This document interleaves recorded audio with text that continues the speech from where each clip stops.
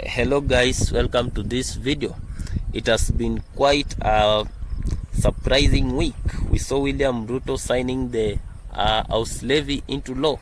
I watched the following. The President, Dr. William Ruto, has finally assented to the Housing Bill 2023 into law.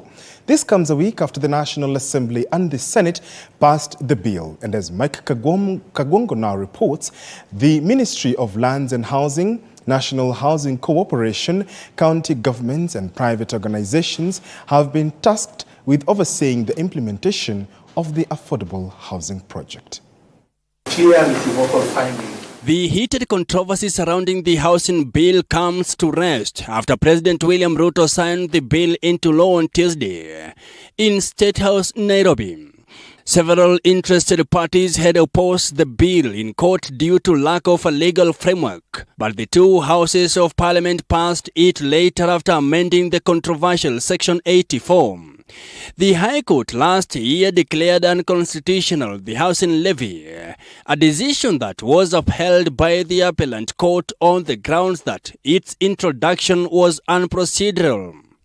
The enactment of the bill will see Kenyans gain access to various categories of affordable housing. The categories comprise affordable social housing units, targeting persons whose monthly income is below 20,000 Kenyan shillings.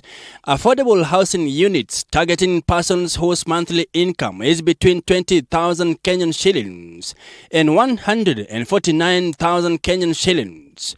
Affordable middle-class housing units accessible to persons earning over 149,000 Kenyan shillings per month.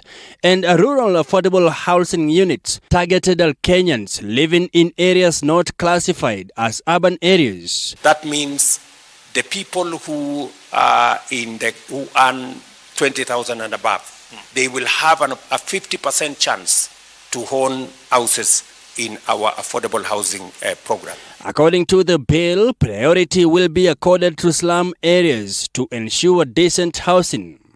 The implementation of the project will be overseen by some state agencies, among them the Ministry of Lands and Housing, National Housing Corporation, county governments and private organizations mandated by the Housing Fund Board.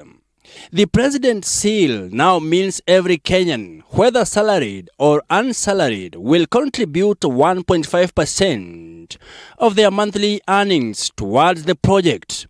The bill was also amended to facilitate Kenyans get only one unit in as much as they reach the criteria as prescribed by the Kenyan government starting at the end of this month.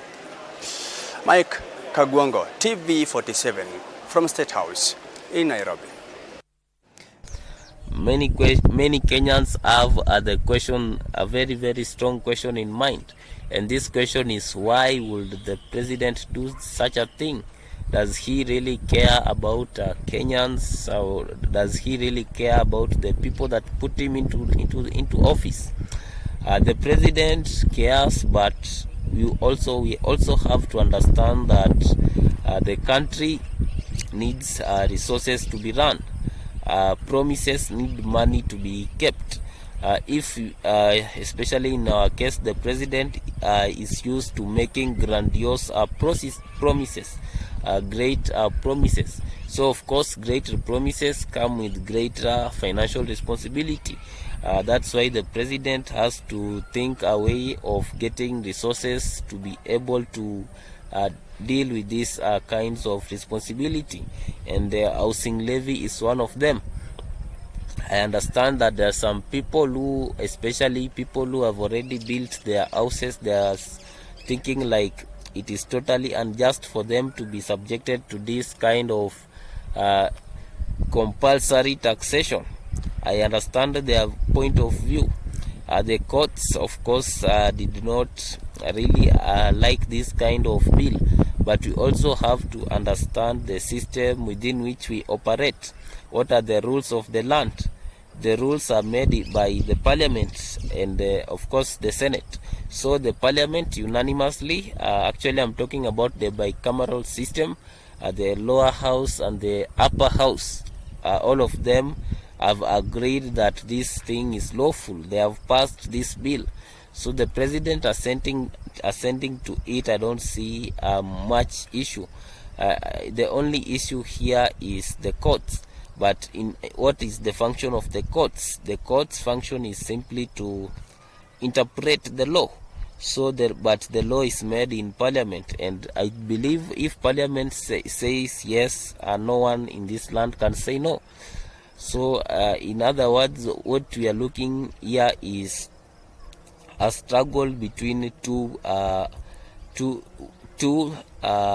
arms of government and one arm of government. The executive and the legislature are working together in this house levy. I don't think the judiciary will be able to single-handedly turn the wind. This wind of change cannot really be turned aside. We have to reconcile ourselves to the reality that housing levy is already law of the land.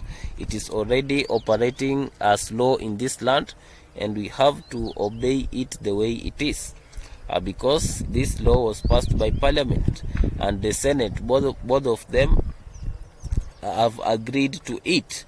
So I don't see any problem with the president signing it. It would have been a big problem if the houses did not agree. But we also have to note that our country is a democratic country. And in a democratic country, we talk about the many people have their way and the few will only have their say. So it is taken that once the members of parliament and the senate people put their assent on that bill and made it law, it was the people of Kenya that put their assent to that bill and made it law. So of course that is why this bill is law and will stay as law, because it has the backings of that crucial part of the country. This is why it is now impossible for the courts to really fight it. What they can do is what is usually known as, or is usually called, judicial activism, whereby they can try to fight it from within the courts.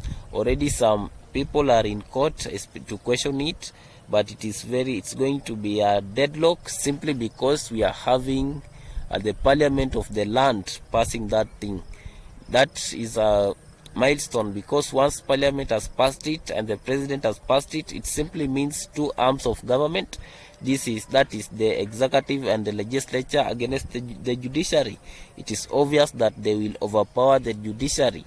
So I don't think the doctrine of separation of power will work in this country. Definitely, I think what we have to do is to reconcile ourselves the facts that is going on. The president is not interested in listening to the court. So I believe this, if we keep on fighting this battle, it will only be a wastage of time, because already parliament has already assented and the president has assented to it.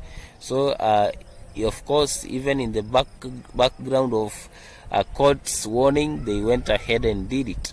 So I believe this is something that we have to accept as a consequence of being in a democratic country. Thank you for watching this video. Like, share and subscribe.